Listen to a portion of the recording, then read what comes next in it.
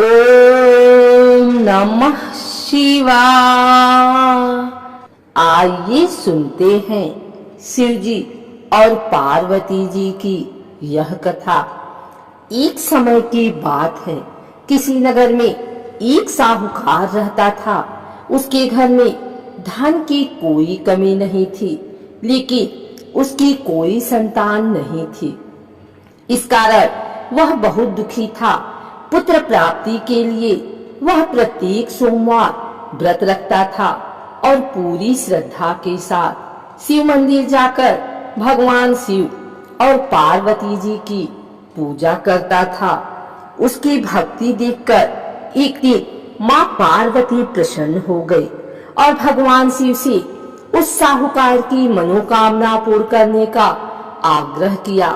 पार्वती जी की इच्छा सुनकर भगवान शिव ने कहा कि हे पार्वती, इस संसार में हर प्राणी को उसके कर्मों का फल मिलता है और जिसके भाग्य में जो है उसे भोगना ही पड़ता है।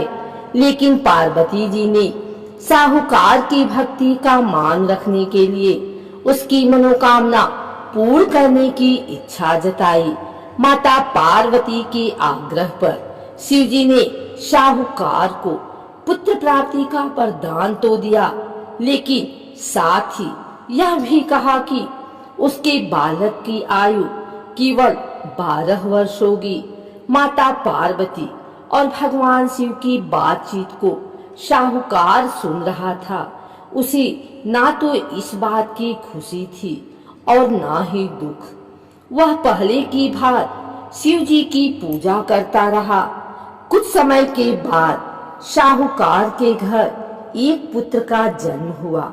जब वह बालक 11 वर्ष का हुआ तो उसे पढ़ने के लिए काशी भेजा गया। साहूकार ने पुत्र के मामा को बुलाकर उसे बहुत सारा धन दिया और कहा कि तुम इस बालक को काशी विद्या प्राप्ति के लिए ले जाओ और मार्ग में यज्ञ कराना। जहाँ भी यज्ञ कराओ वहाँ ब्राह्मणों को भोजन कराते और दक्षिणा देते हुए जाना। दोनों मामा भांजे इसी तरह यज्ञ कराते और ब्राह्मणों को दान दक्षिणा देते काशी की ओर चल पड़े। रात में एक नगर पड़ा जहाँ नगर के राजा की कन्या का विवाह था, लेकिन जिस राजकुमार से उसका विवाह होने वाला था वह एक आंख से काना था। राजकुमार के पिता ने अपने पुत्र के काना होने की बात को छुपाने के लिए एक चाल सोची। साहूकार के पुत्र को देखकर उसके मन में एक विचार आया। उसने सोचा, क्यों न इस लड़के को दूल्हा बनाकर राजकुमारी से विवाह करा दूं। विवाह के बाद इसको धन देकर विदा कर दूंगा और राजकुमारी को अपने नगर ले जाऊंगा। लड़के को दूल्हे के वस्त्र पहनाकर राजकुमारी से विवाह कर दिया गया। लेकिन साहूकार का पुत्र ईमानदार था। उसे यह बात न्याय संगत नहीं लगी।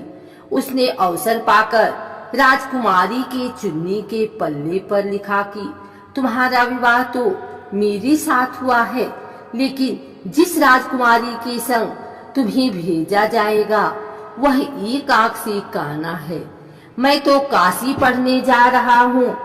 जब राजकुमारी ने चुन्नी पर लिखी बातें पढ़ी तो उसने अपने माता पिता को यह बात बताई। राजा ने अपनी पुत्री को विदा नहीं किया, जिससे बारात वापस चली गई। दूसरी ओर साहूकार का लड़का और उसका मामा काशी पहुँचे और वहां जाकर उन्होंने यज्ञ किया। जिस दिन लड़के की आयु 12 साल की हुई उसी दिन यज्ञ रखा गया। लड़के ने अपने मामा से कहा कि मेरी तबीयत कुछ ठीक नहीं है। मामा ने कहा कि तुम अंदर जाकर सो जाओ। शिव जी के वरदानुसार कुछ ही देर में उस बालक के प्राण निकल गए। मृत भांजे को देख उसके मामा ने विलाप शुरू किया। संयोगवश उसी समय शिव जी और माता पार्वती उधर से जा रहे थे। पार्वती ने भगवान से कहा, स्वामी, मुझे इसके रोने के स्वर सहन नहीं हो रहा, आप इस व्यक्ति के कष्ट को अवश्य दूर करें। जब शिव जी मृत बालक के समीप गए तो वह बोले कि यह उसी साहूकार का पुत्र है जिसे मैंने 12 वर्ष की आयु का वरदान दिया। जब इसकी आयु पूरी हो चुकी है, लेकिन मातृभाव से विभोर माता पार्वती ने कहा कि हे महादेव, आप इस बालक को और आयु देने की कृपा करें, अन्यथा इसके वियोग में इसके माता पिता भी तड़प तड़प कर मर जाएंगे। माता पार्वती के आग्रह पर भगवान शिव ने उस लड़के को जीवित कर दिया। शिव जी की कृपा से वह लड़का जीवित हो गया। शिक्षा समाप्त करके लड़का मामा के साथ अपने नगर की ओर चल दिया। दोनों चलते हुए उसी नगर में पहुँचे जहाँ उसका विवाह हुआ था। उस नगर में भी उन्होंने यज्ञ का आयोजन किया। उस लड़के के ससुर ने उसे पहचान लिया और महल में ले जाकर उसकी खातिरदारी की और अपनी पुत्री को विदा किया। इधर साहूकार और उसकी पत्नी भूखे प्यासे रहकर बेटे की प्रतीक्षा कर रहे थे।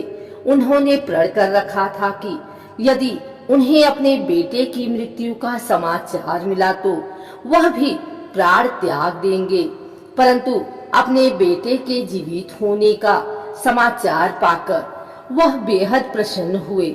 उसी रात भगवान शिव ने व्यापारी के स्वप्न में आकर कहा, हे श्रेष्ठी, मैंने तेरे सोमवार के व्रत करने और व्रत कथा सुनने से प्रसन्न होकर तेरे पुत्र को लंबी आयु प्रदान की है।